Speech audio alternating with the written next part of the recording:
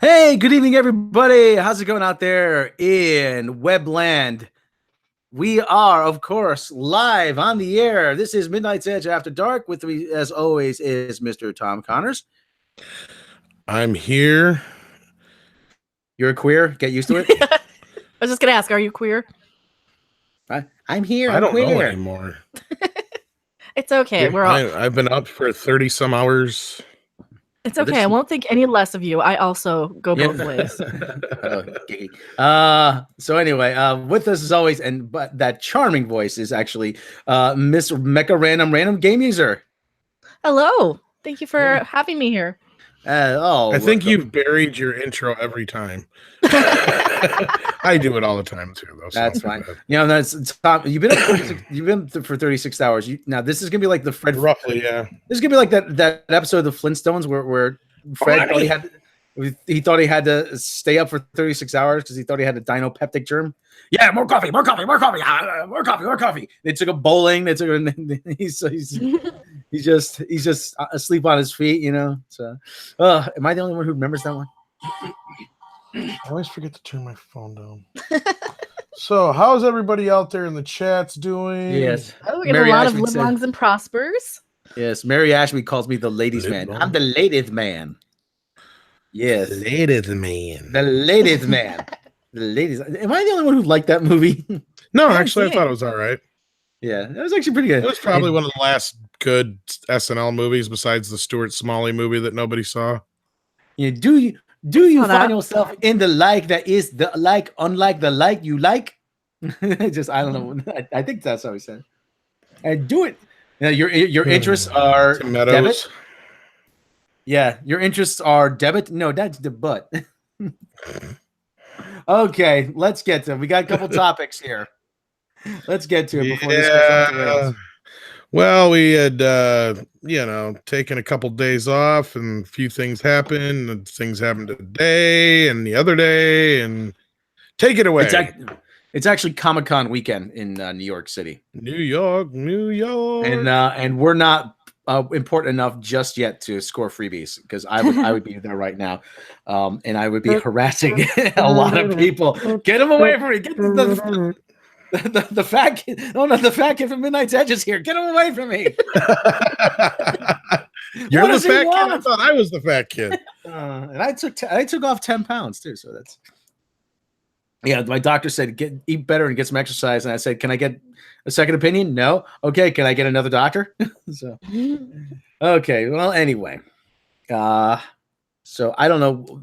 It's at the Javits Center. I don't know which hall of the Javits Center, but the cast and crew of a particular science fiction series was there. A science fiction series that is named after a disease. Or a group of diseases that infect your if you practice unsafe activities that you will contract. Yes. Hey, there's my video. Yeah, we got our first look at Spock. First thing he says is, "I really want a flannel shirt," and for some reason I have the overwhelming urge to sing "Creep." No, I thought he looked like a 70s porn star. Yeah, but I pointed out to is exploding. Should know this. There was no real beards in the 70s, was there, Rob? And porn, it was mostly stashes. No, there was stashes. There was some beards. I'm trying to think of somebody with a beard. Why do you think I'm on 70s pornography? Okay, hipster soy Spock. That's what I said. Spock is right. It's like, where's my flannel? How many of those movies started with a guy like the guy cleaning a pool and he says, "Excuse me, but can I have a glass of? Do you mind if I get a glass of water?" And to the lonely housewife, and you're like, "Come on, this guy can get a drink from the host." Wow! Okay, that's enough of that. I told I had to be good. I had to improve my behavior. And so I'm not off to a good start, am I? Yes, there it is. There it is. Looking very much like a member of I don't know. Who are the big emo bands now? I mean, fuck if I know. I don't know. That's like about 10 years after my time. Well, like I said, he's just like, he's out there going, I'm a Vulcan. What the hell am I doing here? This is not my show. I'm on STD. Now I have one. What happened to me? Hey. My bad career. My acting choices. Well, what the hell am I doing here? To be fair, I need a better agent. Oh my God! It is just like bad. Federation. That's not even the worst one. Like there's a worse one on Twitter. So apparently, in the thumbnail, and the thumbnail I used actually isn't doing any favors. But apparently, when I saw this, apparently I said Starfleet does not issue Gillette razors in their survival packs, do they? No. But we all know what's going to happen. Mikey Spock's going to save him, and my theory is going to come true. And yeah, I think they're going to do it. They're going to pond far, and they're going to do something. They're going to do it. Download all his intelligence through his penis. I honestly think that she's going to put her essence or Katra or whatever it is you call it into Spock to save his life. And then Spock is going to be the combination of Mikey, Spock, and Spock. Because as I pointed out, pardon me. Yeah, of course, because part of see how bad this is. This gives me gas. It's not bad. But I have a feeling that there's a reason why Mikey Spock's been so emotionless and all that kind of crap. But then we've seen the rest of the trailer, and it's like everybody's acting like they think they're on the Orville or something. I don't know. Well, you said it actually. The one thing they got right was Rebecca Romaine, Stamos Gallo. Yeah. Hey, I have dibs. She's Gallo now, huh? No, I have dibs on Rebecca Romaine. Well, we can. Well, okay, so she's Rebecca Romaine Gallo's Mecca. I don't know. It's that. Oh well. Hey, I'm a modern guy. We can. We can explore different relationship options. The artist formerly known as Prince. I don't know. Yeah, everybody's into that thing. They got two boyfriends, two girlfriends, or whatever. Whatever it's called. Polyamory. It sounds like plastic. It works for some people. Yeah, well. I don't know. I think I'd be so jealous, though. I'd be so jealous. Of me? No, of me with her? Why would you do you know me? What are you talking about? I'm staying out of this. No, if I was with a guy and Rebecca Romaine, I would be so jealous that he'd giving her so much more attention than me.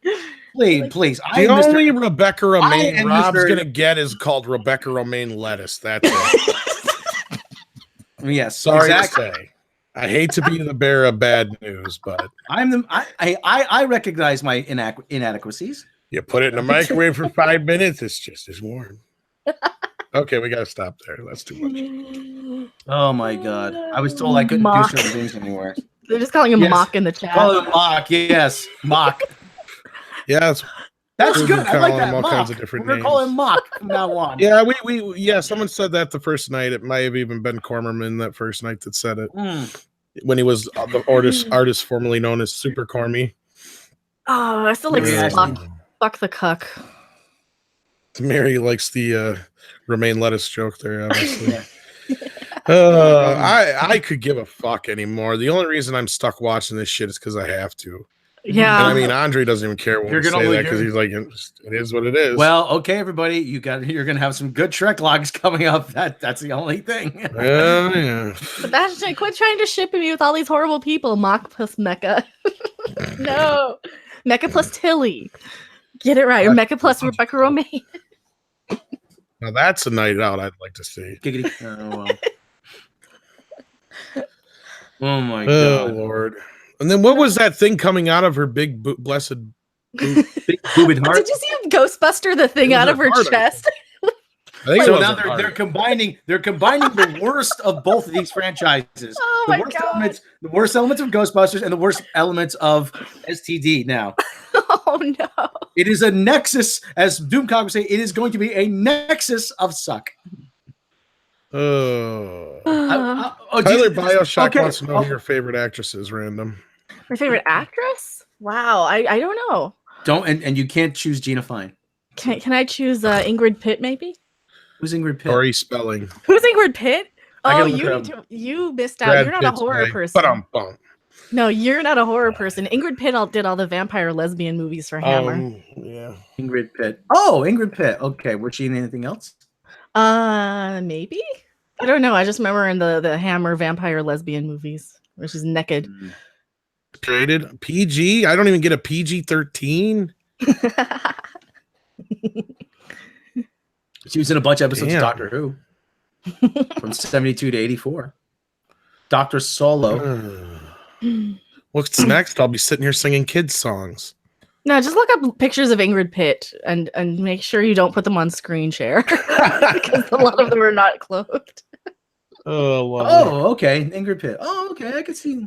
Okay, I can see how you'd be into that. Okay. Patrick wants to know who our favorite actor is. Oh God, I had so many growing up, and I mean, it changes throughout time. I guess. Same with me. It changes for me. That's just the first one on the top of my head. Like one of my mainstays. Oh, she was in. Go ahead, Rob. Oh, I was about to say Ingrid Pitt. She was in Where Eagles Dare.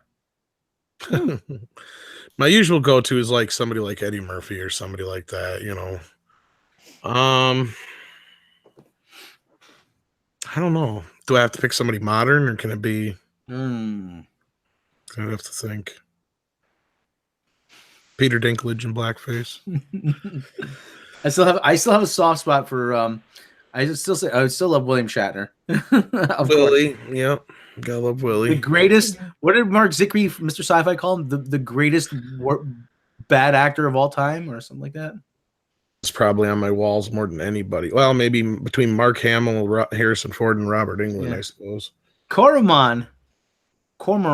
It used to be Super Cormy. Okay, well, anyway, thank you for the $2 Australian super chat. This Spock looks like he chloroforms his dates. Yeah. He's got a windowless panel. He looks like Krieger from Archer. He looks like kind of looks like a deranged Krieger. I guess Carrie Fisher's in all those posters too. So yeah.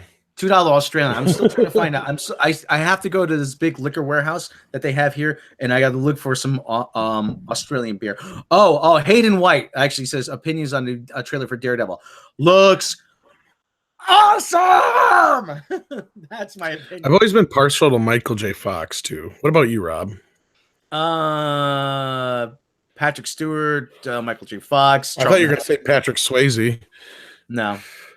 You like Patrick Swayze, you big wuss. Eddie Murphy. Gene Wilder, great comedic actor. Gene Wilder's great. Even though he's more of a stand-up. Rick Moranis. Oh, love Rick Moranis. Terry, always had a soft spot for Terry Garr. She's good, but Bernadette Peters. Oh yeah. And okay, I'm full of coffee. Look out, I'm full of coffee. I'm ready to fall asleep and Rob's full of coffee. Yes, coffee. Do you think there's a cure for STD? Yes, a lot of booze and penicillin. Yes. And other drugs, whatever you can get your hands on. Neon Visual. We're good together. Oh, yes. 2 pounds. Super chat. Short Trek shall be known as Shit Trek. Yes. I just call it Short Bus Trek. Do they just keep fucking picking the dumbest names for this shit? Neon Visual. Okay, I want to see if I can score some brownie points. Neon Visual. Now I have to go take the two British pounds. I have to spend it on some Fullers, some London Pride. Do you approve of that? Yes, just yes or no. Yes. He should actually make us some graphics and stuff. Actually, more than. Chess, that'd be awesome. Yes. I'm surprised you guys are on today. Hayden White. I thought the U.S. ended after the confirmation. No, but we're pretty darn close. We still have an election coming up. We'd rather not get into that. That's a whole different. That's a whole different live stream. Okay. But anyway, back to STD. But it looks. Let's focus on the positive. They spent a lot of money on this. What you tested positive for STD? Yes, I tested positive for STD. Oh, yes. Shit, Rob. You stay over there.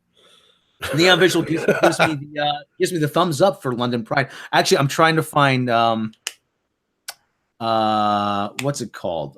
It's the one where the money goes to the sailors. Oh God, I can't remember the name. Toys for Tots. No. Okay, but like I said, this one goes this. As we've been saying, this looks like they spent a lot of money on it. But as we all know, money spent doesn't equal results. Yeah. Tyler Bioshock popped up right the exact same time you said that. Spent a lot of money that is going to jack all. Yeah. It's true. Oh man. And Canada and the US are the only ones getting Short Trek right now, but yeah. Short bus trek. Yeah. Don't feel too left out. It's not anything special. But I haven't watched it yet. Hayden White. Yeah. Well, I live in Australia, so it's quite entertaining and insane to watch. Oh, we haven't seen Insane yet. Believe me, we haven't seen Insane. Go back through our history. Yes, Nihilist look Shadow. up the Tilden and Rutherford. Say. A polished turd is still a turd. Hayden, look up. Yeah. Hayden, look up the Samuel Tilden Rutherford B. Hayes election. That was pretty insane too. But anyways, we digress. Boy. I mean, just there. What is this thing? The Angel? Oh, I had a vision. Like Mikey Spock is supposed to be some sort of chosen one now. She's having visions. I told you. I mean, what's gonna happen. Y'all don't. You think I'm nuts? You wait.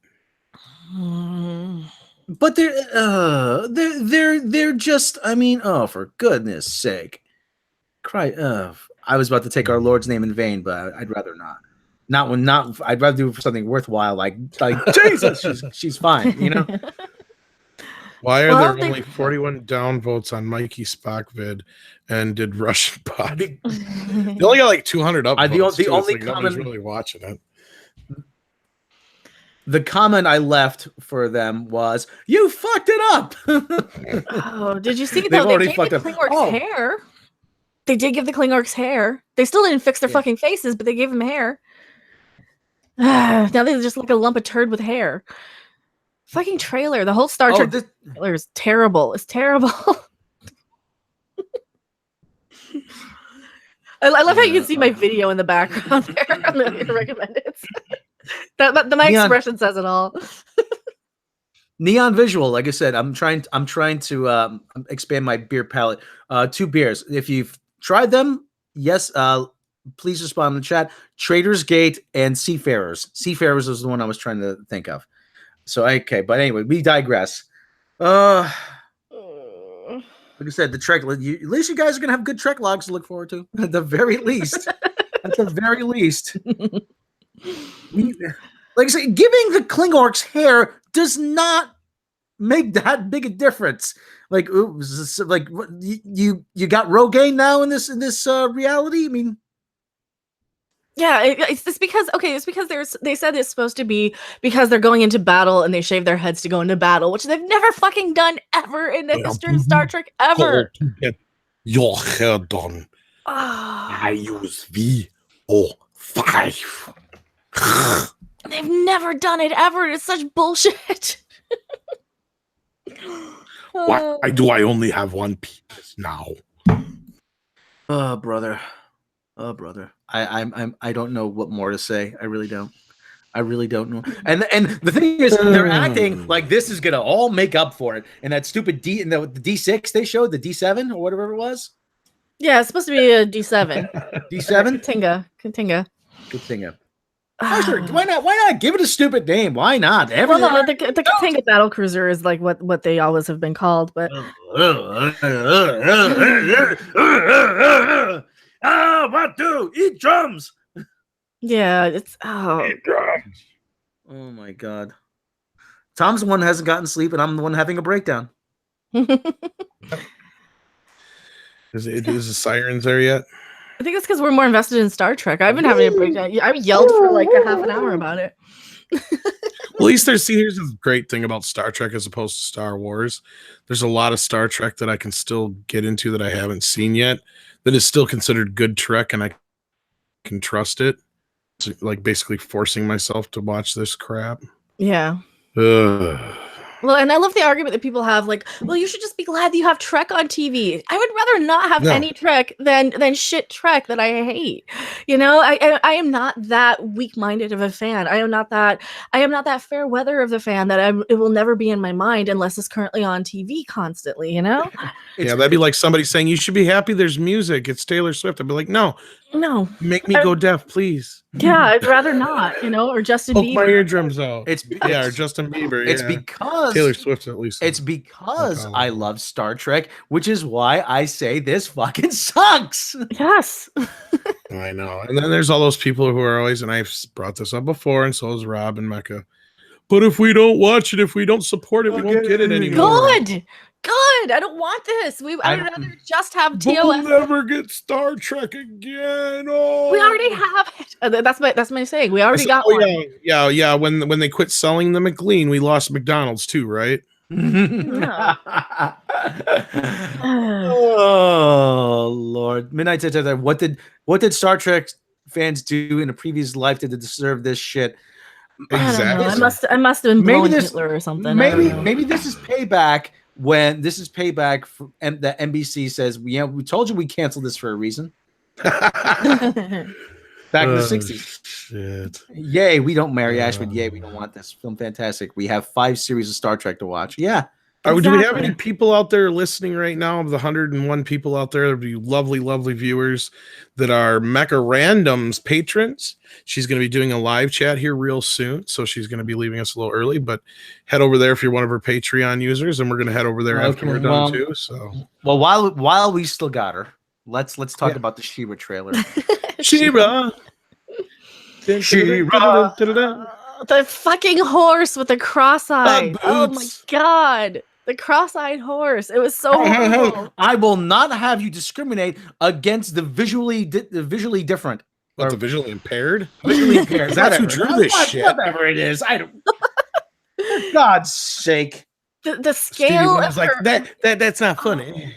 No, her arms change different sizes between shots from 1 second to the from one frame to the next. Her legs are tree trunks. They have no shape or curve to them. They're just giant fucking tree trunks with no knee indentation.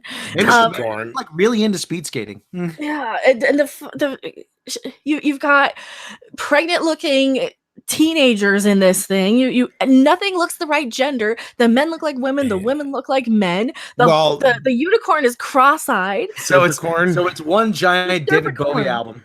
It's horrible. Women look like men. The men look like women. We also had a story come out that they're going to have LGBT representation in the show too. It's for fucking kids. We don't need it. I know. This is where I have to draw. She's gonna put a strap on. This is shit. It's like it does not need to be. You put that back up, Tom. Can you put that back up? I think he's gonna find where the horse is, or whatever it is. Oh, the Derpicorn. The Derpicorn. Oh my god! I had to steal that. See if I get a T-shirt. I had to steal that. It's such a ridiculous fucking thing. It's first of all okay. Do you remember exactly where it was at? It's towards the end. Oh, I right think there. I got it. The kid to the right with the kid in play haircut, hard on his. I guarantee you that guy's a poofter. I guarantee you. Talk about LGBT. There you have both male Archer has 2 dads. Swiftwind. Yeah, cross-eyed. That unicorn is cross-eyed. That's the Derpicorn, you said. It is the Derpicorn. And Derpicorn. Do I get a carrot when we're done? Oh my god! Not to make fun of like the differently able. But... who drew this? Who's trying to feed a Derpicorn tonight? It's so ridiculous. Yeah, she doesn't even look cute or adorable. No. She looks like she just looks annoying. Well, she really does. At least when she's not She-Ra, she actually somewhat looks like a girl. I'll give them that. The moment she turns into She-Ra, looks like, complete Justin Bieber in drag. I will not have you imposing gender identity. Spanx, Ugg boots, and all. And the moment she says "cool," it lost me completely. Cool. Oh god, it's so annoying. And the one-liners and the jokes. That was one thing I think we said after the teaser and some of the early pictures we saw. Well, well, as long as they don't go too comedic, like the Thundercats thing's doing, they might be okay. But no. They obviously did that.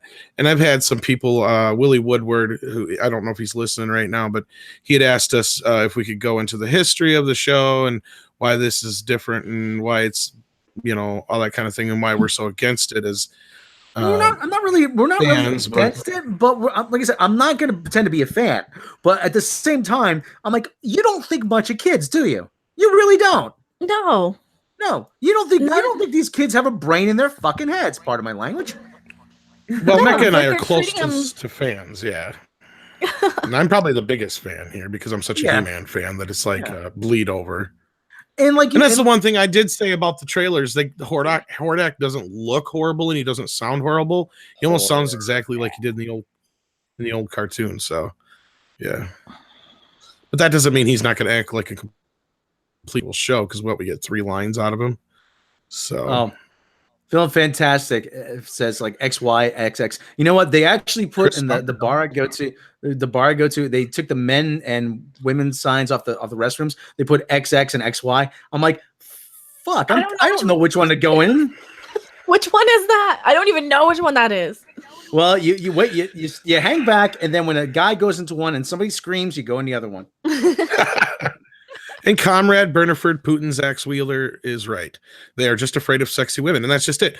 Most of these women are insecure, so they want their characters to be insecure and not allowed to be sexy or, attractive in any way, shape, or form to the opposite sex. So women hate other women. That's the thing. Women are the biggest haters of other women ever.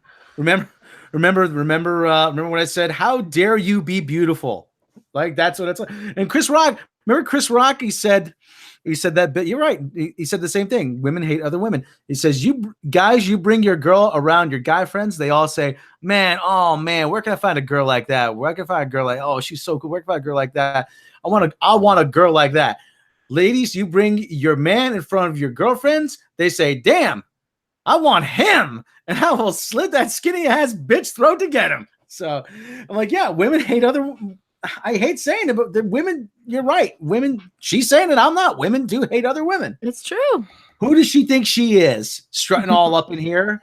I mean, like Mary Ashby said in Total Valley Girl voice. Oh, I totally found a sword and I found a horse. It's actually a unicorn. And we're all princesses of power and we're so cool. And even though you're a guy, you're trans, so you can be a princess of power too. And One thing I noticed when she said, how did you get these powers? You know what she says? I don't know. I don't know. I just picked a sword. Isn't that the answer to the book? That was fucking brain damage. Yes. I hate to quote him, but it's fucking true. Anybody who has kids knows it's the truth. You tell the kid not to do something and they do it, and you ask them, why did you do it? And they say, I don't know. But but they all get pissed off when we say these characters are Mary Sue's. But how did you get your powers? I don't know. Ray. Oh, Ray. How do you know how to fly this spaceship? I don't know. I just do. How do you know how to do it? I don't know. I'm like, well, I'll give him a better fucking explanation. Becoming She-Ra does kind of make her a Mary Sue, just like becoming He-Man always made Adam Gary, whatever the fuck it is. But at the same time, though, I mean, let's take Thor. Okay, even though it's kind of let's just by comparison, let's take a look at Thor. Okay, I'll look at him. He's dreamy. Yeah, he's so dreamy. He's handsome. He's got those big blue eyes that, teeth. I want to go to the Outback with him, if you know what I mean. Mm-hmm. So anyway. What's your name, sir? I'm Thor. You're Thor? Well, it hurts. Oh, you have to use more lube then. Anyway. Boo. Isn't it a Gary Stew? Yeah, Mage Grey will. Thank you. Baba Booey, yes. Anushka, Baba Booey, yes. Okay, let's look at Thor for a minute, okay? Ooh, who would want to look at Thor? Okay, but anyway. I'm looking at him for more than a minute. What does it say on the side of Mjolnir? It says it's hammer time. He was where they... Yeah, I'm going to look it up. Yeah, hammer time, yes. Mjolnir. Let me take a look. Inscription, but there's the inscription on the side. right? I mean, it says here, Thor's hammer. Do not Thor's hammer. touch, especially Gary. Whosoever holds his hammer, if he be worthy, shall possess the power of Thor. Okay. Oh, it's like, well, they could have fixed this with just a quick thing like the sorceress or whatever from He-Man. Pick up the sword. It's embedded in the rock. You have the power within you. Pick up the sword, and the power of grace skull shall be bestowed upon you. I mean, they can fix. I mean, they don't. But it goes again back to the Gilmore Girls level writing. They don't think of these things. And I spent 20 minutes on the Facebook group with someone explaining. I'm like, well, how can why does Peter Parker need to be in Venice? And how can he afford to go to Venice when he's just a kid in Queens living in a modest apartment? And do you know what apartments go for in New York City, even in Queens? An ass load. They're not sending him to Venice. Okay. I don't give a shit who you are. Okay. Easily $3,000 a month. Easy. And that's on the low side. Well, I digress. But anyway, Gilmore Girls level writing. Yep. Gilmore Girls level writing. They don't need to explain anything because they sit back. Oh, well, these are fictional characters. You can do whatever you want with them. No, you can't. No, you have to have a certain level of belief. You have to be able to suspend your disbelief to a certain extent. If you don't even follow the own rules within your own universe, then it's so implausible. It just breaks your canon and your story, and we can't pay attention to it. We can't follow it. Well, we have a similar. Go ahead, Rob. Film Fanatic, rent control. Yes, there are rent control apartments, but at the same time, I mean, a lot of parts of Queens and Brooklyn are getting gentrified, and those rents are going up. But anyway, that's a whole other podcast. Slithering Peanut actually brings up a good point. It's the bad robot effect. It's the power of convenience. It's just convenient for them to find the sword to be the right person. Yeah. That's not how that works. Yeah, but it's not how. I'm going to get into this right now, and this is what I was going to say. This kind of reminds me of Venom, whether you like it or not. I haven't seen it yet, but I've been hearing good things. I will tell you this, a little bit minor of a spoiler. Andre said it wasn't bad. So anyway, that's what it reminds me of, though. You're trying to do Venom without Spider-Man. How can you do She-Ra without He-Man? Okay, and I know there's a few different versions of the story, and it's been several years since I've seen The Secret of the Sword, so forgive me if I get some of the details wrong. But basically, when Adam and Adora were babies, they were separated because Hordak came in and kidnapped Adora. If I remember right, Skeletor was actually his protege at that time, and that was one of the reasons he's like, fuck this, I'm out. He's like, so Hordak took her and took off to their home planet and raised her as their own, and she's evil. And they do have that aspect of it in the story. I do see that, but I'm still curious as to where that separation is, because that's where the sword comes in. Here she just finds the damn thing. Yeah. In the original story, they send Adam because she's old enough now to take on the sword or whatever, blah, blah, blah, whatever it is, or they found her. I don't remember it all. It's been a while since I've seen the movie, guys, so do forgive me.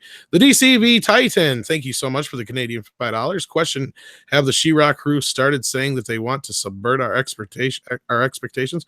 I guess they have with that LGBT stuff, so yeah. I think they're just shitty storytellers. That's what I think. Oh, Gary's in the chat. Gary, come join us if you're not busy. Yes. I sent you the link in the group chat and DM on Twitter. Well, again, we're getting things such shitty storytelling. Do you guys watch pitch meetings from Screen Rant? No. Oh, I have, but did they do one of these, or are you just no? They haven't. No, they haven't. They haven't done it with me, but they do go through. They have this segment, and actually, it's become a minor internet meme, where they said, something happens. Well, why would that happen? Because works for me, oh, but how would this happen if this happened? Oh, wouldn't this mean that? Oh, that's not a problem. Really simple, barely an inconvenience. Oh, I see, and they just gloss over really simple, barely an inconvenience. Like I said, how would she know what to do with the sword if she had no training and this is the first time picking up? Oh, really, really simple, barely an inconvenience. Yeah. Because reasons. That's the level of storytelling. Nobody knows, and they're artists. They are artists. They don't know anything about writing. I've taken writing courses. This is basic stuff. This really is basic stuff. This is character. If somebody knows how to do something, you say why they know how to do it. Well, not just that. This character for the time and as and simplistic as was actually a pretty complicated character because she had a lot of struggle emotionally with what she was dealing with, and becoming She-Ra really did awake her, and that's, I suppose, one of the reasons why they chose this character. But as we said too, 90% of, if not most, of the people working on this show have never even fucking seen the original, probably, at least not until they show. And then the original voice actress for She-Ra came out against the show. Yeah. Sliver and Peanut just said that, yeah. Did you get a chance to do a video about that yet, Mecca? Because I recommended you should. Not yet. You'd be the one. Oh yeah, not do yet. It. Yeah. But I'm gonna get around to it eventually. But you know what it is actually. Well, Slither and Peanut just brought that up too. Yeah. You know what they're trying. You know what they're trying to do is, they're trying to subvert the whole hero's journey, because the hero's journey is reserved for white men. No, it's not. Anybody can have a hero's journey. Guess what? She-Ra did it in 1985. Suckers. You could be a gelatinous cube and have a hero's journey. Yeah, you can be a gelatinous being just like Yaphet. Yeah, you know what I mean. Yeah, like Norm Macdonald. So, at least, film fantastic. At least the greatest American hero had their superhero learn from scratch without the instruction book. That made him more. Yeah, and he failed repeatedly. He didn't know how to do things. Yeah, and Kush Narula, the postmodernism rejects the hero archetype. You're telling me. You're telling me. And you know what? That's why these movies suck ass. That's why these shows suck ass. Yep. Because there's nothing to grab on. I'm like, hey, there's nothing you can point to. Hey, I failed just like they did. You know, they got off the ground. That's going to inspire me to get up off the ground too. Here, you ever hear the saying, born on third base? All these characters are born on third base and they think they hit a triple. That's a sports ball reference, random. Sports ball. Oh, for God's sake. Look at me. Look at me. Yeah. To finish off what I was explaining as far as the story, what's going on is, she becomes the Princess of Power She-Ra through the power of Grayskull, just like her brother He-Man, but she decides to stay there so she can help the rebellion fight against the evil horde, which she feels partially responsible for since she spent, 18 years being evil. And nobody trusts her, so she has a lot to deal with. It's a very complicated character for a very simplistic show. Like I said, it may look like pink fluff on the outside, but I would argue that She-Ra's a much more complicated character than He-Man is. He-Man is pretty straightforward. Oh, absolutely. He's the male fantasy of being able to not get hurt and inflict pain on those who harm others or ourselves or try to harm us, or however you want to put it. He's the quintessential hero. He's based upon, between like John Carter and Conan, and, with a mix of a little bit of everything else in there and a little Star Wars and mixed in. And, it's a hodgepodge of all kinds of sword and sorcery kind of stuff mixed with sci-fi. It was kind of unique for the time, but at the same time, it was probably something that could have fit right into a heavy metal comic book or magazine, whatever you want to call it. What I remember, there wasn't a whole lot of like dungeon crawler kind of stuff, Well, that's I know that's a video game term, but I mean, no, it was more of it had even though it was set in the sword and sorcery, sand and sandals kind of a situation. So you didn't have kind of a lot of the same. I don't know how to put it. Well, yeah. Well, now like Lord of the Rings and stuff like that. It had a lot of Lord of the Rings influence too. Yeah, Dungeons and Dragons influence, but it also had a lot of Star Wars influence. Yeah, Star Trek point too, I suppose. Yeah, combining sci-fi elements in a sort of a fantasy adventure kind of setting. Yeah. I mean, it wasn't.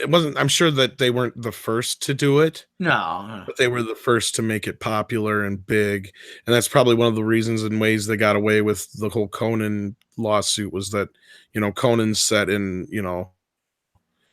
an Iron Age. This is set in a futuristic. What's that quote? What's that quote at the beginning of Conan the Barbarian? Before the ocean swallowed Atlantis, and after, it's been a while. Yeah, I'll look that up. That guy. I could do some Arnold. That guy was great. I think his name is Mako, something like that. That'll pump you up. I believe so. Yes. Mecca is still here. I do have to dip out, though. I do have to dip out. So sorry. But we have Gary coming in, so I'm so excited, but I'm sad because we're losing Mecca and we're gaining Gary. So we're losing a sister, but we're getting a brother.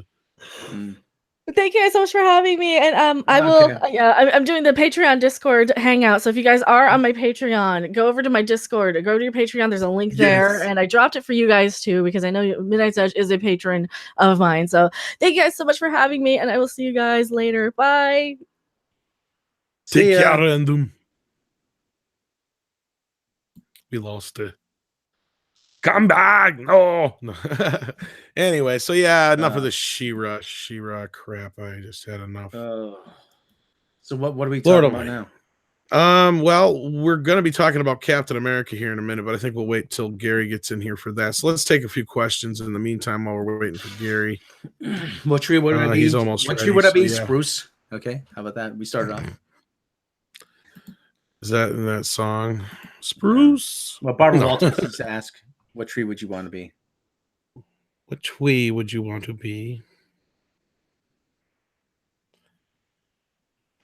So, I'd like to be under the sea in an octopus's garden in the shade. I am between the times when the ocean drank Atlantis and before the age of Arius, there was a age of that undreamed. I think that was the closest to that quote. Yeah. Yeah, Carrie Dalton, the Sorcerer's Origin story where we find out about Teal and all that. That's a good one. That's a classic. There's a lot of great stuff. And I was bringing up how much talent was on that. Think about actually Conan the Barbarian. What a hero's journey that is.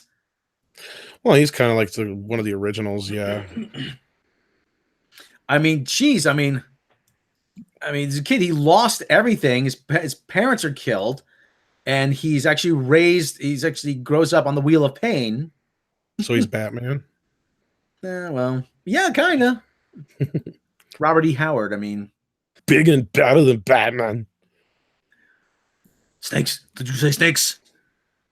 I thought that was like when he was doing it with the witch, though. I mean, I thought that was like the, who played the witch, actually? She's like, I have fire. Well, I want to thank all you guys up here pretty soon. As soon as Gary gets in here, we're going to talk a little saying goodbye, or at least Chris Evans anyway. I know there's a lot of different ways you could look at this, and I know you have your opinions on it, Rob. I have a few opinions on it, and I'm curious to hear what Gary thinks. Conan the Barbarian, my friends Subotai. Conan the O'Brien, Bergen. What? Let me look. Let me look at IMDb. Okay, now it's. I have to know this now. I have to know look this. Up the quote, man. Yeah, no, the witch. I'm looking at who played the witch. Oh, Michael Keller. We've covered a little bit of Orville news here and there, but we haven't had anything real big since the trailer. And I guess what's her face is not going to be on the show anymore, and somebody else is. I can't remember who. I forgot now. Cassandra Gava. Born April 28th, 1959. She's not that old. In San Francisco, Cassandra, especially memorable parts, is a seductive witch who makes love to Arnold Schwarzenegger in Conan the Barbarian. It's also very fake. No, I make love to her. Yes. Got it wrong. Arnold, what was your favorite part about filming that scene? Filling her.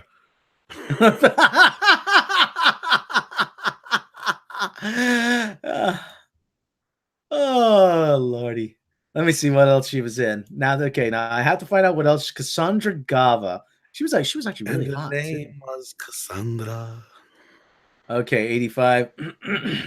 she was in an episode of Taxi. Something called Strike Conan the Barbarian. Yeah. She was in Night Shift. Really? Lokta wants to know how many seasons She-Man will last. Well, they'll get second season before it even airs. That's the norm now. Oh yeah. Did you ever see the movie Night Shift? The movie or the movie Night Shift with who else was in it? Henry Winkler and Michael Keaton. Yep. That's the one. That's a great movie. That's a great movie. Oh Was man, that Michael Keaton's first movie? One was, I think it was his first movie. And that was Henry Winkler's first thing since being the Fonz. That was his first. That was like one of his. That was his first role after. Like he was still the Fonz at the time, but right. But it was a big deal because he was in a movie. He was in a movie. And then what does he do? He plays the straight laced fucking most opposite you could ever play of the Fonz. But what's strange is that's probably the most like what Henry Winkler's like in real life. But I hear he's a real sweet guy. I've never actually met him, but I've he's supposed to be a really, really nice guy. Yeah. So he was great as the principal in Scream, even though I have like a love-hate relationship Conan, with that series. Like Cassandra Gava, Conan, Night Shift, The Black Room. No, not the Stephen King Night Shift, the one with Michael Keaton. Yeah, High Road to China. That's why I was asking to make sure which one. He wasn't there. Oh no, that's Night Gallery. I was thinking. I say, wasn't there a show called that too? That was Night Gallery. I was thinking. The Cracker Brothers TV movie, Condor TV movie, Amazing Stories. You watch your mouth, man. Dead Aim, China Beach TV series is backup singer. Okay, The Game, movie called The Game, straight up. TV series, Mortal Passions, which sounds like a Skinamax movie. Mortal Kombat. Mortal Passions, The Amityville Curse, straight to video. State of Emergency TV movie. Last Man Standing, Barmaid. So she's had never really did a whole. I mean, she's got consistent credits, but she never really. And then there's a gap. Oh, Ron Howard directed Night Shift too. I forgot about that. The Infinite Power. You're right. She was in the Infinite Power Workout TV series. And then there's a gap, 1999 to 2010. Well, wasn't like every woman in the 80s had tried to do their own kind of like workout thing because Jane Fonda made it big. Yeah. Or they were like a backup dancer and whatever. Or that too. Well, Paula Abdul used to do choreography for movies and stuff. Yeah. She was even Karate Kid 3. Yeah. She was like I said, she was a dancer. She was a Laker girl. Which is funny because I think that was like one of her last jobs doing that, and that movie came out like while one of her hits was on the radio. It was real fucked up. Yeah, I remember somebody saying something about it. And sure shit, you look in the credits, she's credited, and there's only like one scene where people are dancing, and it's just in like a club, so it's just like regular white people dancing, shit, doing the white man's overbite. Yeah, like Eddie Murphy, he goes, all white people have one dance. Y'all can't dance. Well, my dad dances. We'll just stick with this, otherwise we'll fuck our shit up. That's true. I always say I have a genetic predisposition that prevents me from dancing. Well, Phil Collins wrote a song about it. I can't dance. It's not just about him; it's about most white men. So, unless you're Michael Jackson, you can't dance. Oh, yeah, Mary Ashby, the good old Thigh Master. I'm like, hey, those Thigh Masters were breaking; they were hurting people. Shut up! I'm watching a Thigh Master freaking infomercial. Wasn't that like one of their first infomercials too? Yeah. Yes. That and George Foreman and all them. The George. Buy my grill. Buy my grill. Buy my grill. Buy my book. Yeah. Buy my book. Oh God, I have the critic is on Crackle for free. Okay, everybody in the chat. 113 people watch. 113 people watching now. If you have not, because a lot of people who listen to us also like the critic. But if you haven't, Crackle is free. You can see it on Crackle for free. They have every episode from the 2 seasons. 20 episodes. Like I said, they do run commercials, but like I said, you can see them for free. I mean, that's the big thing. You know what we should do sometime? We should do just a little show of like we think everybody should watch. If you're not even going to watch the whole show, you should at least watch these top 5 kind of thing. I already know what the number 1 is going to be, but I'm curious to see what we could come up with the other 3 or 4. But the first one's got to be the Siskel and Ebert episode. Oh, that's the best one ever. Period. One of my favorite ones was when they thought Jay's parents were dead when they thought they were in the plane crash. Oh yeah, and they were on and they what? This is a bumpy flight. He said, I'll go speak to the captain, and he goes to it's a penguin. It's a penguin, and he's been drinking. He's like, wait a minute, penguins can't fly. Penguins can't fly. There's a girl. No, I will not play with you. Maybe that's something we should do, like top 5 episodes, like of the critic. We'll start with the critic, but then another one where we just pick 5 favorite episodes of MASH and All in the Family and Simpsons, South Park, you name it. Oh yeah. I don't know. So We don't really do a lot of television outside of Star Trek, so yeah. And people bitch about us hating on everything. We're always constantly trying to think of things we like to do, but whenever we do stuff about stuff we like, nobody watches it. So Patrick Ollinger, Tom, Rob, do you remember an 80s TV show called Aerobicize? Actually, I don't. Tom and Rob's top 5. I can give you my top 5 favorite episodes of Star Trek right now, actually. Well, in no particular order. Well, the list keeps like moving around, depends on my mood. But actually would have to be Mirror Mirror. One of them would have to be Mirror Mirror. Space Seed, of course. I like Arena. The Doomsday Machine, so that makes 4. What would be number 5? Oh, Conscience of the King. I absolutely love that one. That has some great moments in it. Hey, Gary. Hey, how's it going? Gary, what's up? How you doing? There, I can hear you in my headphones now. Can you hear me? Uh-oh. Yes, we can hear you. Oh, good. I'm sound like you're sad, Gary. Are you okay? No. I've been crazy busy today. I mean, a little sad from listening to that New York Comic-Con Star Trek Discovery panel. Oh god, I didn't listen to that shit. The only thing I've gleaned from that picture of Mock, like he's not Spock, he's Mock. Where we shall dub him Mock because yes, yeah. Go ahead. Sorry. Oh, the Yankees are on the board. Aaron Judge, solo home run. So anyway, but no, Gary, you got to talk over Rob. He'll keep going if you don't stop him. Yeah, you do. Yeah. The only thing I've gathered is that Starfleet apparently does not include a razor as part of their survival kit. So no, I the hipster Spock, and I'm the last person who should be judging him for a beard in the world, but he does look like he just got back from Whole Foods, got his veggie burrito, playing a little Ed Sheridan in the shuttle, and hanging around and waiting for Mikey Spock to tell him what to do. Basically, we had him singing "Creep" earlier. There you go. Where's my flannel? Because I'm a creep. I'm a weirdo. What on earth am I doing here, Captain? I do not belong here. So your sister brought you here, as I said. I do not belong here. Can we like soik? Not soy, like not spot soik. I don't know. But it's unreal when you think when you think they couldn't possibly shit on this franchise anymore, they find a new way to do it. Oh yeah, I can't wait for you guys and Doomcock and Mecha to listen to that panel. I mean, there's not a bunch of spoilers, but it's just more of the same. More of the same is coming, and they're doubling and tripling down on. We're so honored to be associated with this series. We always love this. We have such respect for Star Trek and for all you fans. You know, I picture that a lot of that, right? We found it so challenging to stay true to canon and while doing our own thing. Yep, you pretty much summed it up. There was a point where Sonequa Martin Green, if you read between the lines to what she's actually saying, she acknowledges that Mikey Spock is a Mary Sue.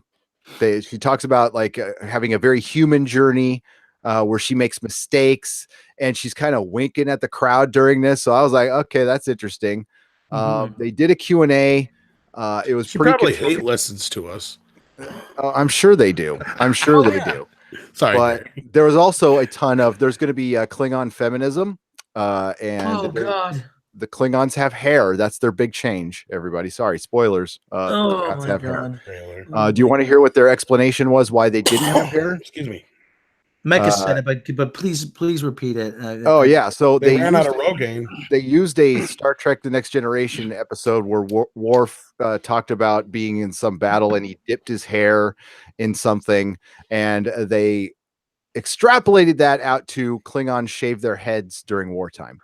Oh, for God's sake. So, yeah. So I guess all the other times we saw the Klingons, there wasn't any war going on. They're always constantly at war. Yeah, that's what I was kind of thinking. It's like, when they aren't they at war?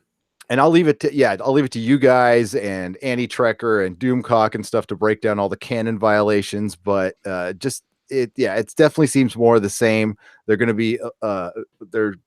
Orville it up a bit. It sucks to see Anson Mount there because I kind of like that guy. Hell on Wheels was a really good show. It was all talk about current year politics and a reflection of our times, which Star Trek has done. I totally understand. A bunch of hand-picked questions from the crowd, if it's even crowd questions. Yeah, there was one that slightly mentioned that fans had a problem with Lorca and how Lorca got on the ship, and it Did really they bum rush him out the door.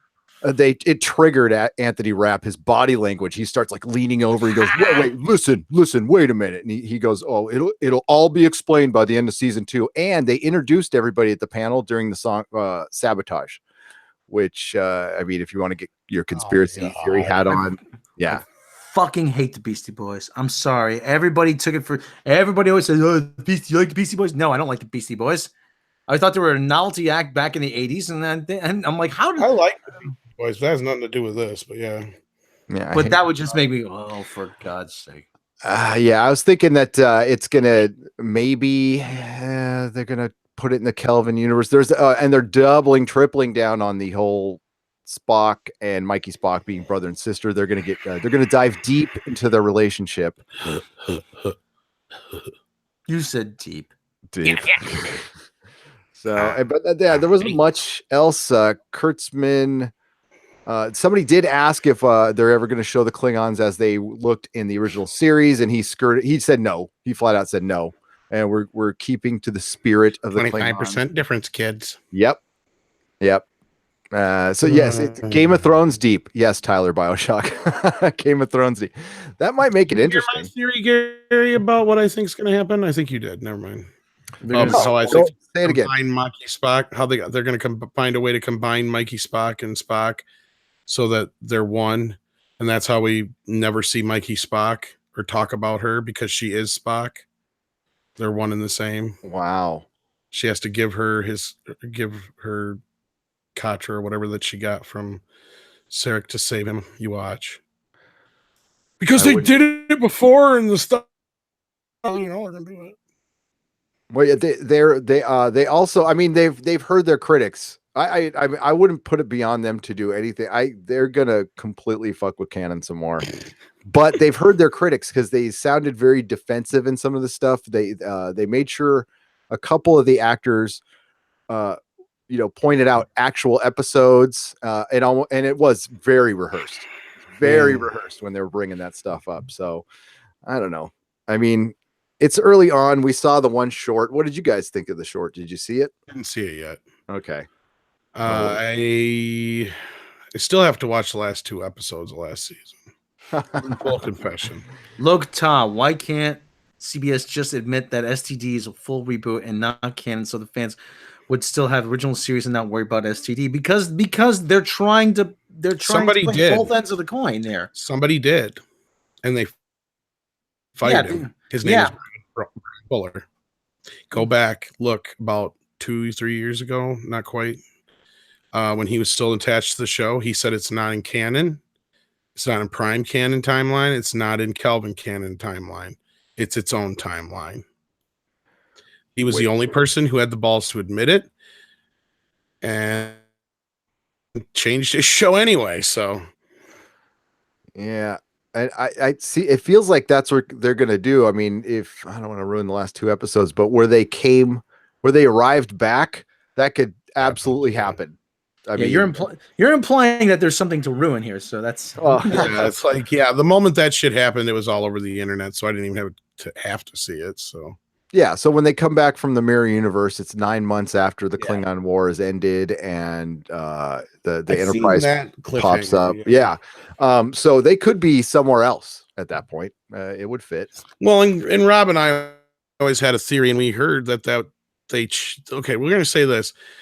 We have heard through the grapevine rumors that things have changed because fans like us have guessed what they were going to do, so they've had to change shit on the fly in certain respects. And Rob and I had a theory long ago that we are in an alternate timeline all this time, and sooner or later the Discovery is going to wind up getting stuck in the Prime canon timeline, and they'll have to destroy the Discovery because it'll be too advanced, and that's how they'll get around it, because the copyright will be coming up eventually. But then again, it's like, it's so convoluted, and if CBS sells out, if Paramount sells out, if somebody does something, it's going to be a mess. Yeah. Joker 79 recrystallized dilithium. Yeah, that short track. I watched Doomcock's video about that. The recrystallizing dilithium that breaks the entire universe. I didn't watch Doomcock's thing yet, and the only reason I haven't is because when I do stuff like that, when I know I got to review it, I try to avoid especially spoiler reviews, because I don't want to get anybody else's opinion mixed in before I even see it. Yeah. So. Yeah, that's the best way to go about it. And I did the visceral reaction, and honestly, I'm a Star Trek fan. I'm not a Trekkie or a Trekker, and that's something that's passed right by me. I was just so dumbfounded by another Mary Sue being introduced in the short, and as the episode went on, it just went. She's a pretty much an omnipotent superhero by the end of it. And I'm just like, good thing Mikey Spock isn't here. There'd be a fight, And like I said, Doomcock says, "Oh, they're gonna share ice cream and their feelings." I'm like, "Yep, like it's an episode of Friends." Oh God, it was an after school special. That's what it was. So, with no budget at all. There's nobody on the bridge. There's nobody running around. Yeah, it's yeah. Oh well. Comrade Berniford Putin's axe wielder says, "Midnight's Edge After Dark. When they unify Burnham with Spock, does that mean the STD Spock is going to be a she-male?" Well, that's something to look forward to. Yes, it's something. Well, in all seriousness, I think, Spock was always kind of a wild child because he's half human. And look at how Mikey acts. She kind of acts like Spock does a lot of the time. So I have a feeling that they're going to play this thing like he's this recluse bad boy. And when she gets melded with him, that's when we get the Spock that we know. So that'll be our excuse, is that we have to love Mikey Spock because she is Spock. And then she'll have made that was oh shit, I just lost my mic. Am I there? No problem, man. But we were saying this about She-Ra as well. I mean, this whole thing with Mikey Spock and She-Ra and Ray and all these other characters and all these other characters are Mary Sue's. I mean, the whole thing about trying to subvert the hero's journey, because the hero's journey, that's reserved for white men. I'm like, no, it's not. Nobody said it's reserved for white men only. That's the thing. Anybody can have a hero's journey, but they're trying to making the character perfect to begin with doesn't do anything. It doesn't. It's help me out here. I'm losing my. It's without the hero's journey. Yeah, it's just, you're right. It's postmodern.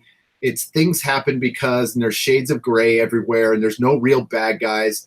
The girl who played the Klingon talked about this, and she started getting heavy into this postmodernist bullshit, where she said the female monsters, as they're, and this is from the panel, and I'm paraphrasing, the female monsters as they're portrayed, because she's referring to herself as a female monsters, like Medusa, have always been told from the perspective of white males. She's talking about Greek mythology and shit, and they're trying to break that trope. So, even the monsters from our mythology are no. Mary Shelley didn't write anything called Frankenstein. No, exactly. I mean, it's oh god. Did you lose your mic there, Gary? What happened? Can you hear me? We can hear you, but you sound like you're coming through your laptop. Oh, yeah, you sound like you're in a fishbowl. I'm sorry. Have to go out and back in or something, maybe. Let me go out. Yeah, I clicked it off, and then that's all right. It happens, man. Shit happens.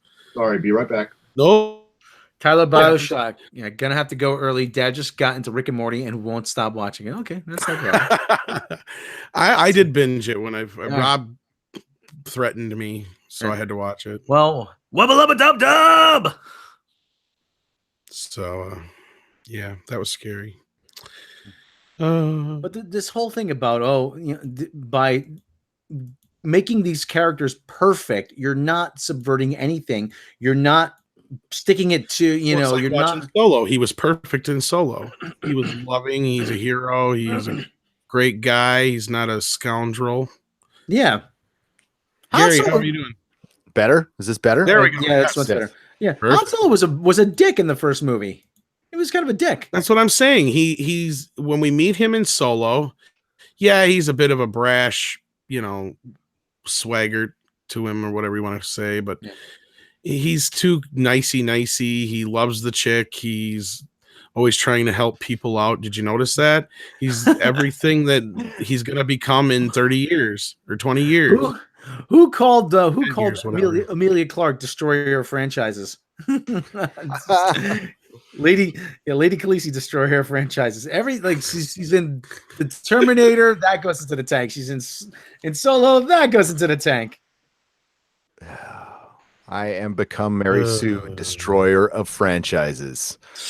Khaleesi. Oh yeah. Yeah, that destroys his journey. Yeah, he's an asshole. It should have been a movie of him being a little thug. That's it, with like glimmers of niceness, and that would have been fun. But no. And you were talking about your She-Ra cartoon earlier, and that's all the cartoons now are turning into like toddler cartoons where they can't show bad guys because it would scare people. But toddler cartoon BT characters in them. Oh, say that again. You blanked out there. Sorry about that. Yeah, I don't know if my internet's wonky because you guys are wonking out on me. I said, but yeah, I don't know if you heard, but She-Ra is supposed to have some LGBT characters in it. In a toddler cartoon? Cartoon. Oh, and I hear the argument for that, which is, because my argument is we don't need to sexualize a toddler cartoon. And they go, well, it's not about sexualizing. It's about the parents and the loving relationship. And it's like, no, it's about sexualizing. I don't want to hear about straight relationships. I don't want to hear about relationships in my learning about counting cartoon. That's it. So it has nothing to do with gay or straight. It has something to do with sexualizing shit, even subtly, kids that young. I mean, if it's like, I'm not a Puritan, so I don't have a problem with it at a certain age, and I can certainly talk to my kids, and it's up to the parents. But with toddler shit, fuck no.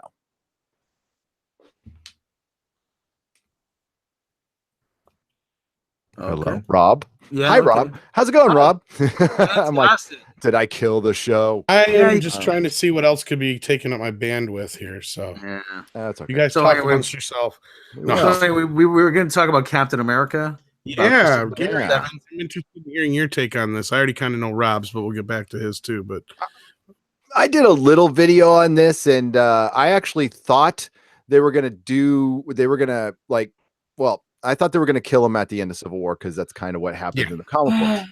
They didn't. And there's many ways you can take this. There's many ways you could take it. I'm taking it as they are going to kill him. My logic behind this, and it might not be sound, but it's problem storytelling if you keep him alive. If you're going to pass the mantle, which is that's clearly what they're going to do, you could have the character retire, go into the sunset, hand over the shield to Sam Wilson, and walk off, and I'd be okay with that. But there'd be a lot of people going, "Where's Steve Rogers? Where's Steve Rogers? When Steve Rogers coming back? When Steve Rogers coming back?" And it would be just like a kid trying to get attention to the storytelling. That's why it's almost better to kill somebody off, because then it's finalized, and you can have this other person carry on the Captain America mantle. And then, of course, it's comic books. You can bring him back to life at some point, which is what they do all the time. I wish they would recast. I know some people are against that, but I am of the feeling that Captain America is a bigger character than Chris Evans and Reb Brown and whoever's played him before. Salinger, was that the guy who played him in the crappy movie in the 90s? I think so. Yeah. Yeah, like Peter Salinger's kid. Yeah, I think like set it aside for a while, pass on the mantle, fine. And I think Chris Evans has made it clear. You guys have reported on it, but he's gone back and forth. I guess the training regiment's kind of hard, and he kind of wants to go to directing, but then he's back to loving it. So I don't know. I don't know how you end your phase and go into the next phase. You want to end it with on a message of hope with killing maybe one or two of your characters. Rob? Yeah. Well, supposedly Sebastian Stan has a deal. He's supposed to appear in 9 Marvel movies. Where that leaves the whole thing with Cap. Kevin Feige has already said that he kind of uses characters as being like as being like James Bond or Sherlock Holmes or Batman, in that eventually you recast and you take it and you carry on with a fresh start and a new actor. I don't know how if he's going to hold himself to that, but at the same time, that could be taken a couple different ways too, Rob. Yeah. But yeah, go ahead. Yeah. I also I can see well, the other thing I say too is that so far everybody has been wrong, no matter what it was. Yeah, they're totally gonna kill Cap off in Civil War. Then he survives to the end of Civil War. Oh yeah, they're totally gonna kill him in Infinity War. Then he survives to the end of Infinity War. Oh yeah, they're totally gonna kill him off in the next Avengers movie. And like, okay, well, what? It's kind of like saying the Kansas City Chiefs are gonna win the Super Bowl. Eventually, you're gonna be right. But I don't know about that. No, you're not. No, I get, and eventually they are, and if they did like the Brubaker storyline, well, they've already kind of done it backwards. But if Sebastian Shaw takes on Captain America and they do the Brubaker Captain America, who's like a little more brutal, carries around a gun, yeah, that'd be kind of interesting, I think. Because Chris Evans is leaving, so we have no choice on that. Yeah. But it looks to me, especially since what they've done in the comics, and it's been a testing ground and a failed testing ground at that, but I don't know if that's going to stop them. They want to go in a different direction, we'll just say. They don't, there's no plans for a Captain America movie. There's no plans for an Iron Man movie, maybe a Thor movie. So they're going to go full steam ahead with Captain Marvel, Spider-Man, Black Panther. 2 out of those 3 are fine, and I think you can go forward without. But like missing Robert Downey Jr. is going to be the big deal. Honestly, Chris Evans is great as Cap, but I don't think his loss will be as bad as Robert Downey Jr. Well, Robert Downey Jr. is sort of the face of the Marvel Cinematic Universe. Yeah, I think you guys bring up some very interesting points, and looking at it on the surface for what it is, if he is done, and either they kill Cap or he walks off into the sunset, what have you. His story has kind of run its course. You kind of get the feeling out of him in the beginning, by the end of Civil War and the beginning of Infinity War, he's kind of a broken man. He's not what he used to be anyway. He's still got fight in him, but he's still not Captain America like we knew him.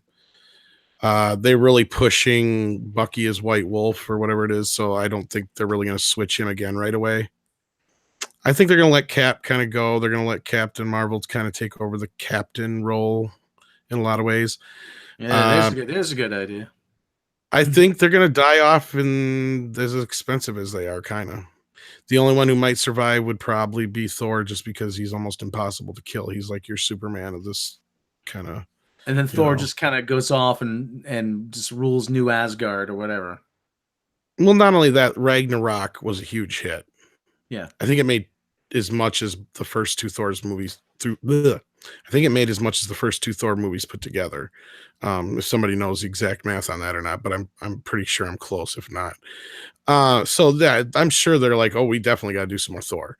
But I think Captain's run its course. If they keep RDJ around, it's just going to be a more of a mentorial role. Like he'll get injured real bad to where this will be it. He's going to kind of retire, because I've seen a lot of stories, and didn't they even do like a Young Avengers thing where he was kind of like their mentor with Bruce Banner? It was a bunch of the kids of a bunch of the superheroes and stuff like that. They've done all kinds of. They can do. Yeah, there's all kinds of ways they can go without Cap, and even Captain Marvel, Brie Larson aside, as a character in the comics, totally works as a member of the Avengers. I don't know about solo movies, but. Gary, this is Brie Larson. Well, and then there was also a picture that leaked. I don't know how legit it is, but it's Spider-Man in Venice with Samuel Nick Jackson. Fury in a boat.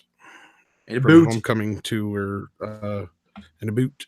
Yeah. Oh, really? So Nick Fury might be in Spider-Man Far From Home. So that'll be interesting to see what that's all about. Tom, this is Brie Larson. Why wouldn't you think I would make a good leader of the Avengers? It's because I'm a woman. I want. Well, and that's what I was saying. That's very sexist of you, Tom. Not that part, but we've got Spider-Man now, at least for one more movie after Avengers 4. So you've got other characters that are ready to step up that you don't need Robert Downey Jr. as much. You don't need Chris Evans as much. We're gonna see the Guardians were big, but now that's kind of that's a big problem. That's a huge problem. The other thing too, I mean, nobody has said yet. Like I said, how many of these Marvel movies are untitled? I mean, there's a bunch of them that are like untitled. A lot of that's just for spoilers, and so they don't. No, so they can just reserve the. Yeah, so they don't always necessarily fit in the date, but they know they want that date. You know, well, and that's what movies are about nowadays. Yeah. Well, the other thing too is that, you know, when the Disney Fox deal goes through, we're gonna have a whole bunch of new characters really to step up and well, and I'm not so sure we're gonna get as many as we think. Yeah. I mean, fantastic. We're gonna get some other characters. I mean, we might see one or two of them. We'll see like Galactus, maybe Silver Surfer, some characters like that kind of creep in first. Then we'll start to see like some of the Fantastic Four members, maybe. I mentioned before, you know, you never know. We might see a young version of Storm pop up in the next Black Panther movie or something like that. They'll start setting up the X-Men and other movies before we get an X-Men movie, I'm sure. It'll be 2025 or better before we get an X-Men movie. Oh, okay. Den of Geek, actually. denofgeek.com. May 1, 2020, untitled Marvel movie. July 31st, 2020, untitled Marvel movie 2. November 6th, February 12th, 2021. May 7th, 2021. November 5th, 2021. February 18th, 2022. May 6th, 2022. July 29th, 2022. Those are all the slots, all the placeholders they have for untitled Marvel movies. We've already got hints at some of them. Yeah, we kind of know we know one of them is going to be Eternals. Right. And I think there's even rumors of a Nova. Yes. I would Dark Avengers now. Yeah, there's talk of Dark Avengers.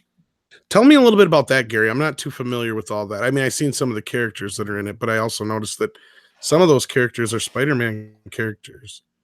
Yes, Dark Avengers happened during Dark Reign, which was kind of the post-Civil War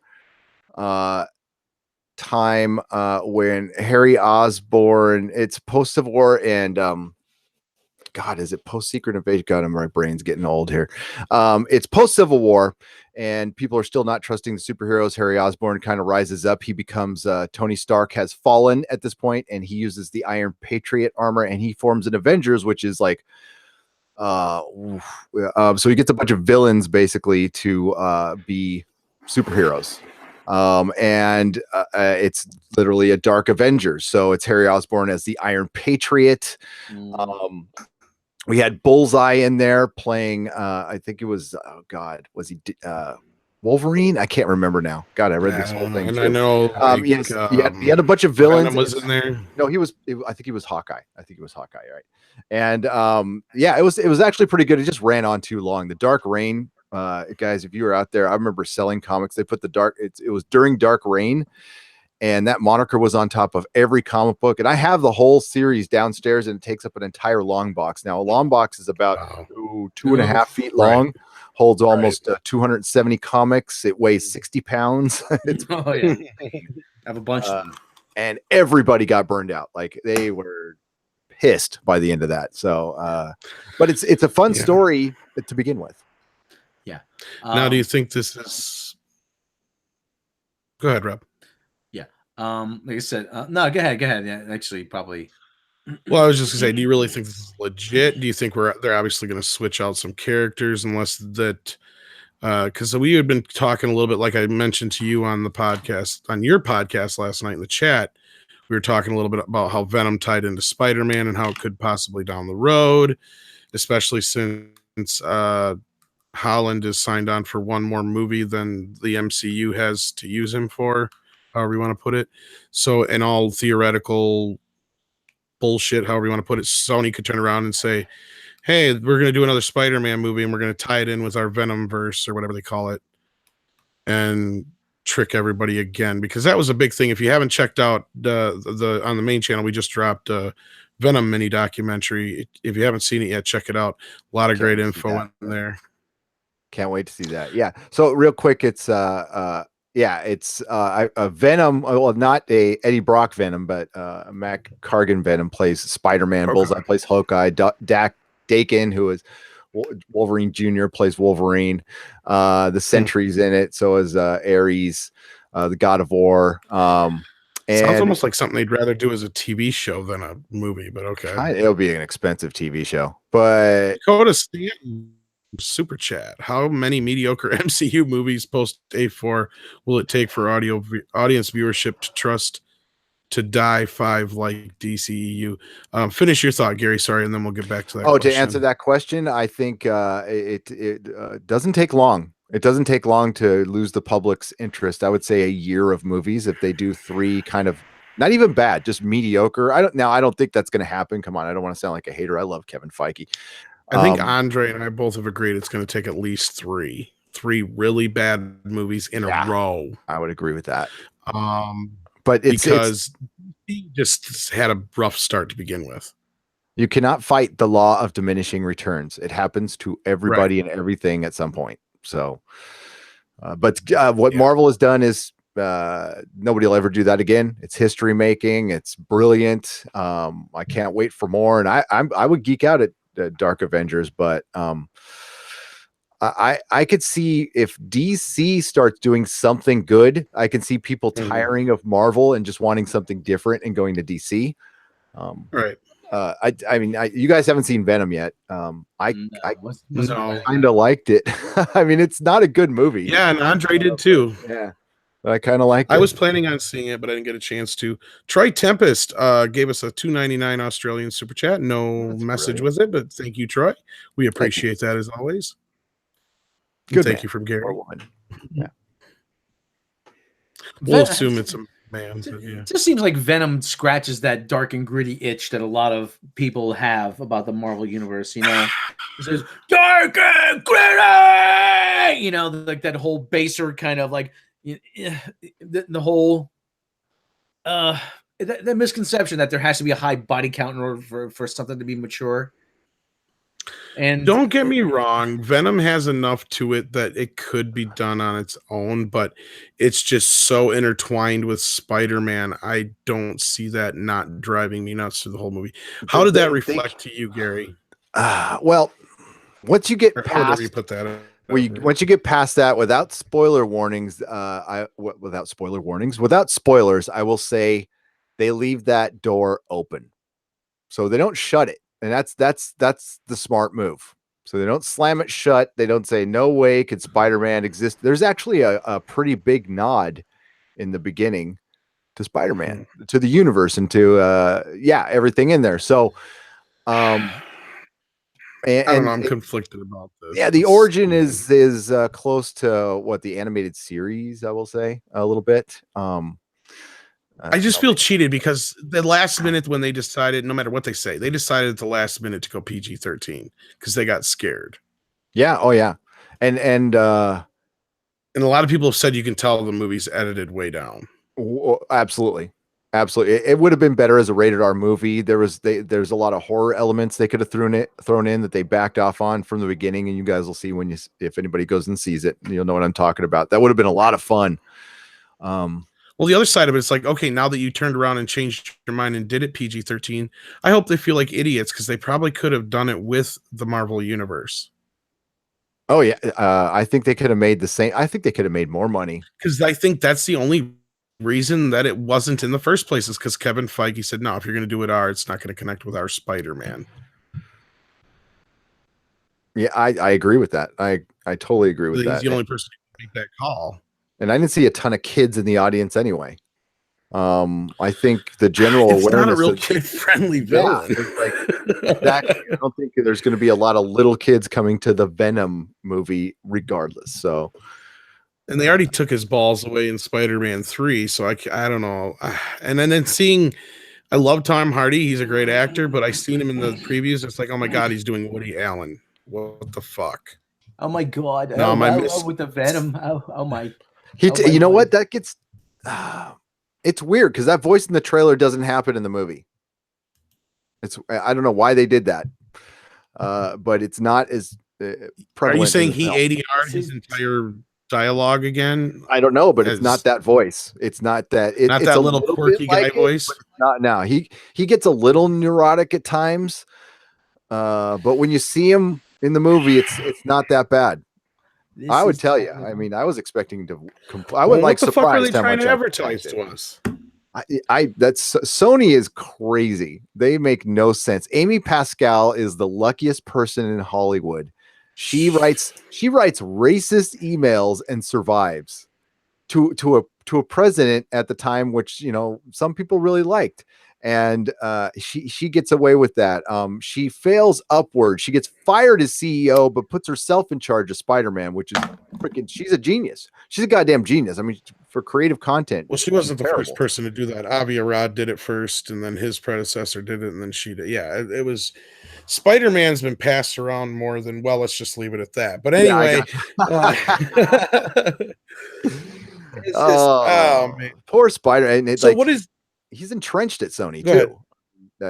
They own. Right. I keep saying this, and it doesn't surprise me any less. They own part of the character, like not just in the films, not just to make films. They own part of the character.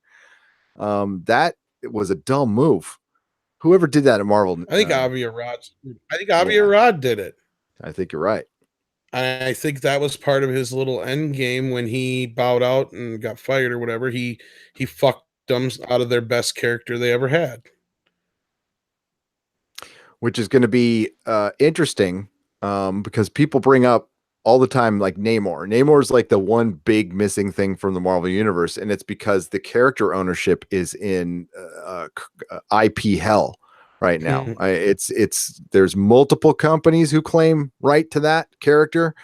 And some of them are like really small production companies, and that's the last I heard of it. You guys have more. Avi went and sold the rights all over hell for $5 and a donut. Yep. To everybody in town. And it was like basically a race to who could make them first, and that's how we got that Craptastic 4 movie from the 90s and all that other stuff, and The Punisher and everything else with Dolph Lundgren and. Avi hoard out at Marvel. I do too. I love it. I actually have it on Blu-ray imported. Oh, that's brilliant. But it's just I don't know. I want to know what did they do to what kind of how did they get his powers? How did did they do a lot of his Spider-Man-ish powers, or did they try to avoid those as much as possible? They did avoid those. There's a little bit there. How he got his powers was I can't that would spoil something. He got his powers a little bit like the origin. They stay to the spirit of the origin, and like I said in my review, it's a very accurate statement to say that this was a movie that felt like it was written, produced, and directed in 2004, and they just dusted it off and brought it out now. Yeah, right. If you watch our mini documentary, it is basically the script they were going to use for the spin-off films from the Amazing Spider-Man universe. All they did was just take out the Spider-Man elements, I guess. I speculated on that on one of my podcasts because there's no way you can turn a film like this around, even with the janky CGI, in a year. So they must have had so they must have had all the art and some of the sets designs all ready to go. And they just they could just blow some dust off, go into it's probably in a sound stage somewhere, and they just pulled off the plastic covering some of the sets and went to work. Originally, if you watch our preview of, they originally were going to make a Venom movie back in '97 over at New Line, and it was going to be a Spider-Man free Venom movie. And that would have predated the original Spider-Man movie. I mean, this character is popular. Avi Arad wasn't dumb about that. It's a very popular. I'd argue that Venom's probably right up there with Wolverine, and Spider-Man, and Batman, and all those guys as far as the most popular characters out there. And a dumb move in a sense to make the money they did, and they're gonna make. I'm surprised how much they're gonna make. But what's dumb, like I said, is now that you went and turned around and made it PG-13, why didn't you just work a deal out with Kevin and bring it into the MCU? You're tricking people into thinking it is anyway.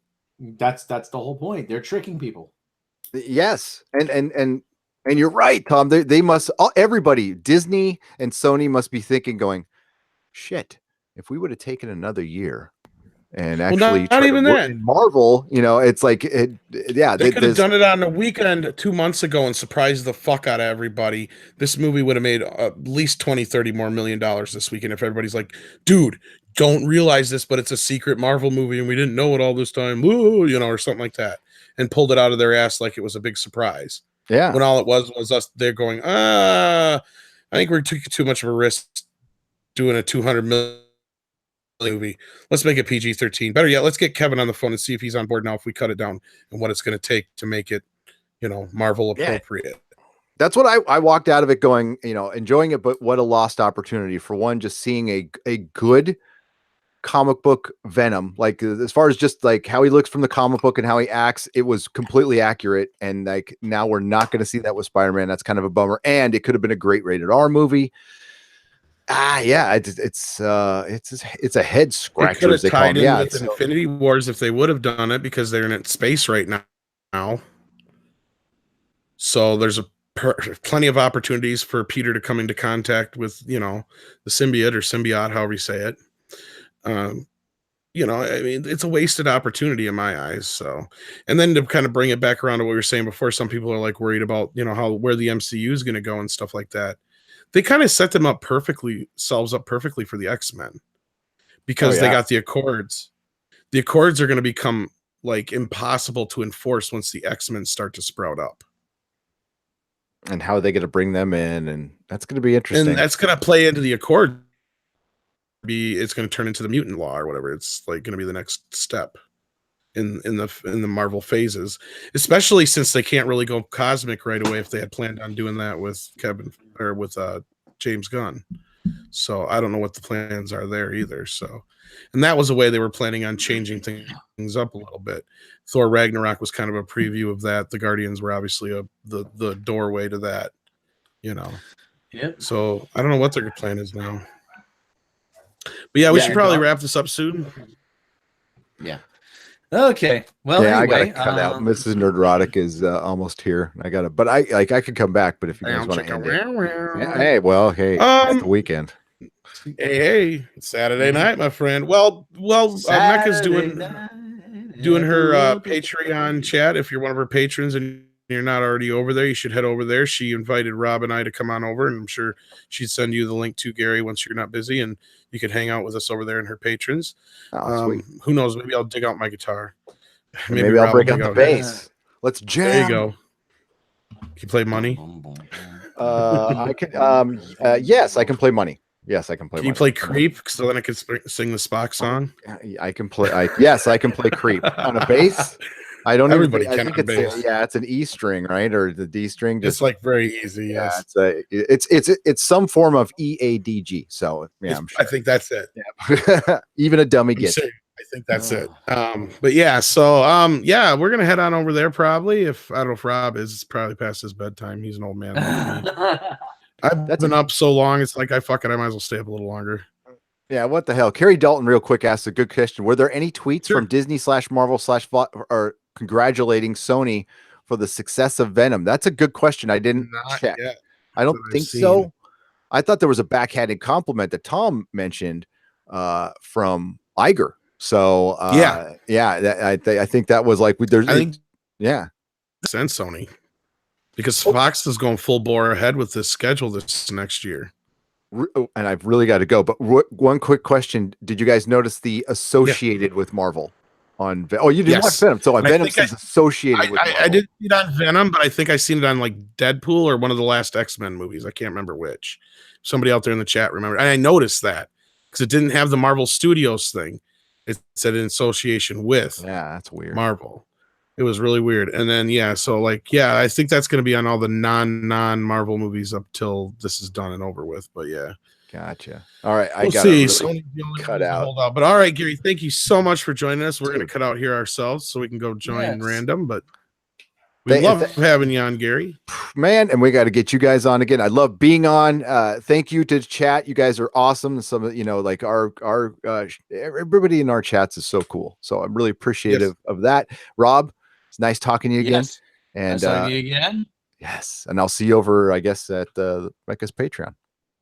Yeah, and if you guys haven't already subscribed to Gary's channel, Nerdrotic, head on over there and do that after you leave here. And then if you're a Patreon of randoms, get over there. If you're not, get over there and become a patron so you can hang out with us. Yeah. There you go. All right. I think you can do it for as much as $1. So take care, Gary. Thanks for stopping. See ya. Yes, thanks for stopping by, man. Probably talk to you later. All right, Rob. So what do you say here? I mean, I didn't really get into the whole Captain America thing on my part too much, but I mean, I figure it's like there's two ways to look at it real quick. It's like either it's just him kind of being cheeky and it's actually him just, ending filming. I think you kind of brought this up and he's just kind of being clever about it and causing a stir because Disney's not going to just let him spoil that. No. If it is true. He could be throwing us off as a red herring in some way, shape, or form. Yeah, like I always say, not for nothing. Who started all this? He didn't say that. Cap's going bye. He just said, well, I just wrapped up filming on Avengers. The Avengers, great 8 years, alluding to like this was the last time kind of thing. So yeah, it's a very mixed signal type of tweet. I totally get that. There's other people bringing up it could be a ploy for his contract because his and I think RDJ and Chris Hemsworth. And you get the film theorists now. They're no, man, that totally means like Cap is totally gonna die, man. I know I said that like three movies ago, but now it's totally gonna happen, man. Like trying to feel smarter than they actually are. Yeah. And the third part is he's just telling them that's it. Take it for face value because you had a lot of celebrities chime in. We wrapped up on Avengers.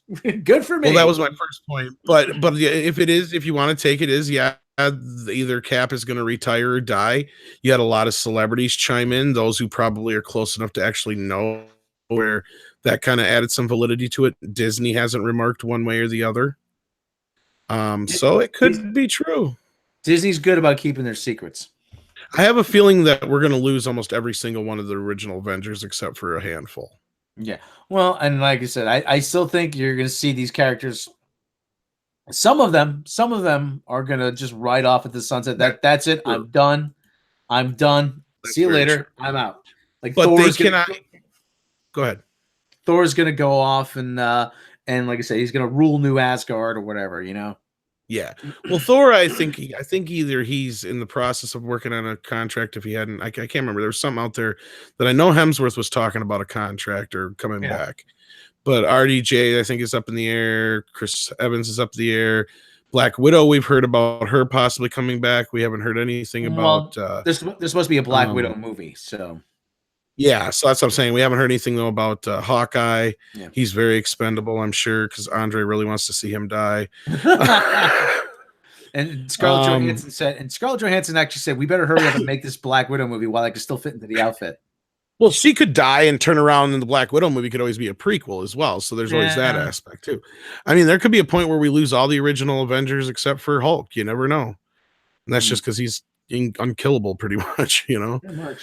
But you never know, and I think they're going to have to because you can't do the end of Infinity War the way you did. If you turn around and spoilers bring everybody back, you have to do something at the end to add some weight back to it.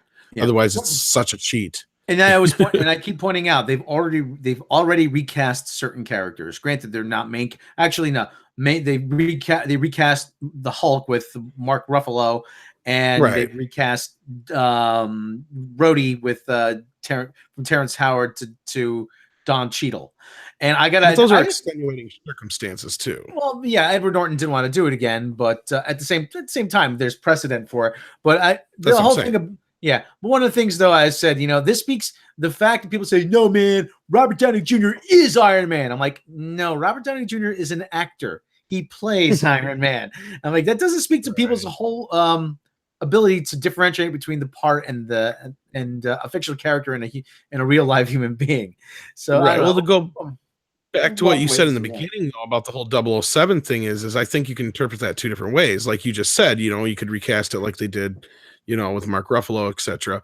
Or what he's talking about is, eventually down the road, we will have another Iron Man. We'll have another Captain America, but it'll be when this is all said and done and over with, and they're acting like they're winding up this thing here. And I think that's where I said, I think we're going to lose a lot of connections with a lot of the original characters to where what's going to be left over is a whole new crop to where we're going to go on, move on for a while, and then eventually down the road they'll just start over again.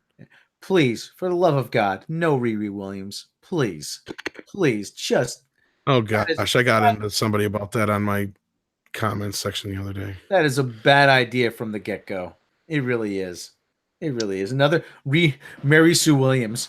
So, she built her own Iron Man suit at the age of 15. Yeah, from plans she stole from Tony Stark. What does that say? What does Pete that say? could have done that. Yeah, well. All right. Well, anyway. Okay. Yeah, it's getting late for Rob, and I don't want to step too much on Random's broadcast, even though you're still hanging out with us, you guys. Yeah. So anyway, I think even Gary might be planning on going on or doing something later too. I can't remember, but so anyway, thanks everybody. 93 people still watching. Yeah. Thanks everybody for joining us. Yes. If you like what we do, click subscribe, click the bell icon, and so you're notified of all the latest content. Click subscribe and the bell icon over at the main channel, so you can check out our stuff there. We got the new. Yes, I am old. Check out the new Venom mini doc we just did. And if you really like what we do, head on over to Patreon, and you can support the channel for as little as $1 a month. That's nice for less than the cost of a cup of coffee a day. So you had to go there. Yes. No, but I got to say something about that mini documentary. That is probably one of the most Midnight's edgiest mini documentaries we've done in a while. You think so? You know what I mean? I think so. It feels so much, probably since the Spider-Man shit. Because that's what we had to do. Is Andre went back to the emails, and we dug up some stuff, and it was like old times. Yeah. So anyway, so you want to a lot of good stuff in that. Yeah, and like I said, there's even more good stuff on Patreon for Patreon members. So yes, lost episodes. We got to work on doing some Discord stuff on there. Yeah, like Random and Doomcock do. And speaking of them, check out Random's channel, check out Doomcock's channel, check out Nerdrotic, of course, Gary, who was just here as well. And I'm sure our lovely wenches can share those for you, the addresses for you in there. And then when you're done, go check out the Midnight's Edge video. Go head on over to Mecca's Patreon. Join us on Discord for $1. Yeah, and let's not forget, check out Ren Rants. Check out our good friend Ren too. She hasn't joined us. She's super busy. She hasn't been able to join us for a while, but we always like having her on. So anyway, we got a lot of friends in the group of channels that we work with here. Yeah, and I always say, if you don't have the means to become a Patreon supporter, click like, subscribe, share with your friends, share. Just like your mama told you, share with everybody. Share like it's an STD. So, and because as I always say, and don't forget Captain Robert April's channel. Captain Robert April. Captain April, and yes, DJG channel, the Wilk Report, Professor Geek, all the good channels, the Midnight's Edge network of channels, so to speak. Sharing is caring. Ashby's even thinking of starting her own channel, Yes. Sharing is caring. So anyway, Tom, any parting words? Sir. I'm so tired. I'm so tired. I haven't slept a wink. Okay, we're gonna get a copyright strike from the Beatles. I was trying not to get too on. That's why, I kind of went off key there at the end. Oh shit! So Captain April says he has a new review up. Check that out too. Check him out. And I will leave you with the parting words: cheese. Okay. Thank you, everybody, for joining us, and we will catch you next time. Bye. Yay.